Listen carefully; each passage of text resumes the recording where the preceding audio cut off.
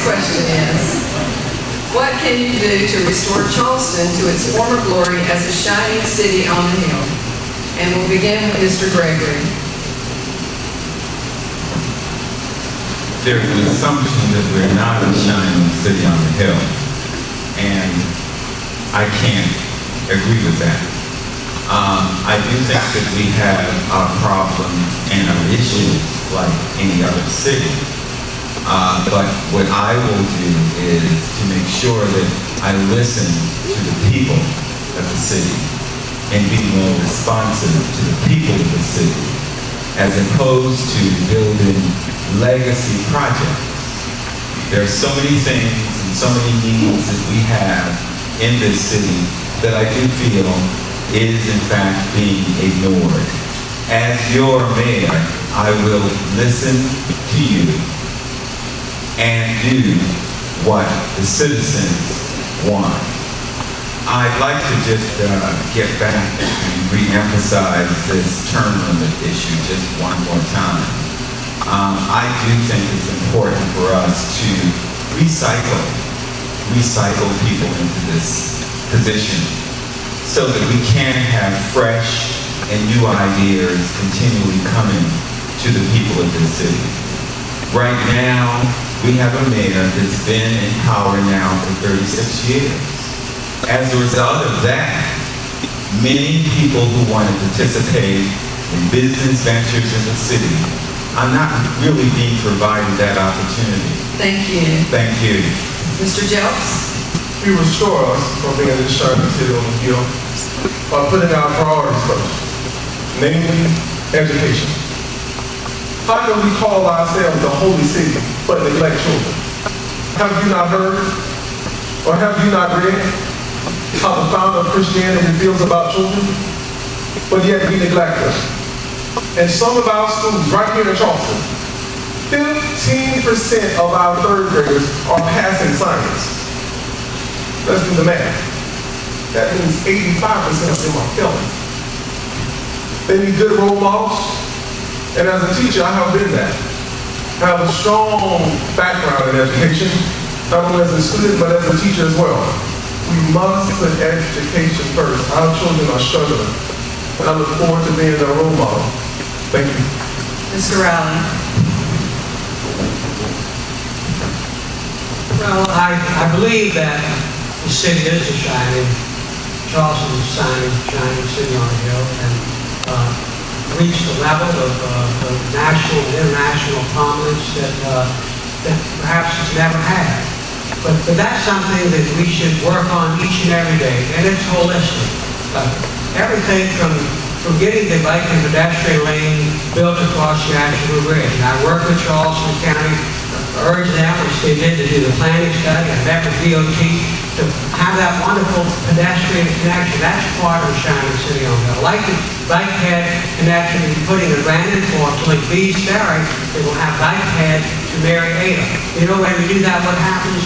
You link Village Green to Marietta in that park. Then you go across Lambert Common to Brogan's Landing, and you get on the Greenway. And that can bring you down to the crossing. Then if you build I-526, which I support, you've got 8-mile bike pedestrian path carry over to James Island Park. That's part of shining city on the hill. Or the Charleston Thomas neighborhood that I went to New York, and with others, they brought the idea back to create a special, a national model for the poor sections of our community, the northern part of Charleston, the southern part of North Charleston, linking 4 schools together, and give children whose families are struggling or they're struggling a chance to have a greater opportunity. As I was yesterday with the crisis ministry, getting the health center, getting contributions to that. So many things we can do. We always want to make our community a shining city. Thank you. Mr. Farrow? Thank you. It is indeed a shining city on the hill. It is absolutely beautiful. But you know what? The mayor doesn't make this a shining city on the hill. You do, because it's your city. It's your house. You're the one who fixes it up. You're the one who pride your neighborhood, not the mayor. I wish this were a hill, okay, because maybe it wouldn't flood so much. You know, no city can really shine when its main thoroughfare floods every time it rains hard. We have a beautiful bathtub, don't we? We have an absolutely beautiful bathtub with gold faucets and just beautiful rugs. But let me tell you something right now. If your bathtub don't drain, it don't work. It's that simple. So, what would I do to keep it a shining city on the hill? I'd fix the crosstown. Thank you. We have a follow-up response from Mr. Gregory. Yes, I think to keep our city shining, we must protect the infrastructure of the city. We have a battery seawall that needs to be protected. We have the Septima clock, which has been a problem for 36 years. We have Market Street draining issues. We have draining issues West Ashley and James Island. We must protect the infrastructure of the city in order to keep it shining. We have a follow-up response from Mr. Jelks. I must talk about our firefighters. It should be important to us as a city that our firefighters are fairly compensated for the work that they do. I don't know if you know this, but compared to other southern cities, our firefighters are struggling, making crumbs. And our mayor won't even meet with them. Well, I have. And I have assured them that I will do all that I can as mayor to make sure that they are fairly compensated for the work that they do. I need not remind you of the sacrifice that they made during the Charleston Night. Every time the fire comes up downtown, we call our firefighters. But yeah, they got gripes with the mayor, they have gripes with the city. Let's do our firefighters right. Let's respect them. Thank you. Then we have a follow-up response from Mr. Rowley.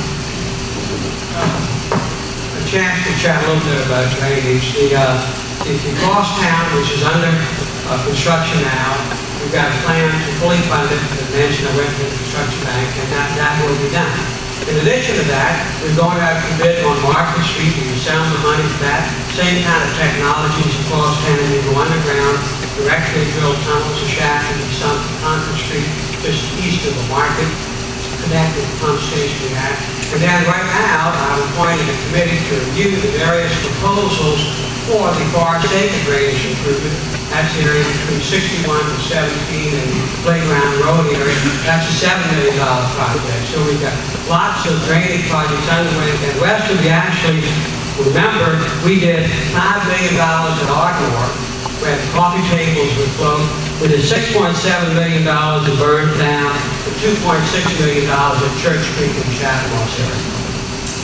And we have a follow-up response from Mr. Farron. I'm not going to belabor this, but I just wish you'd stop talking about the infrastructure bank giving us money. It sounds like this will all be done by next year.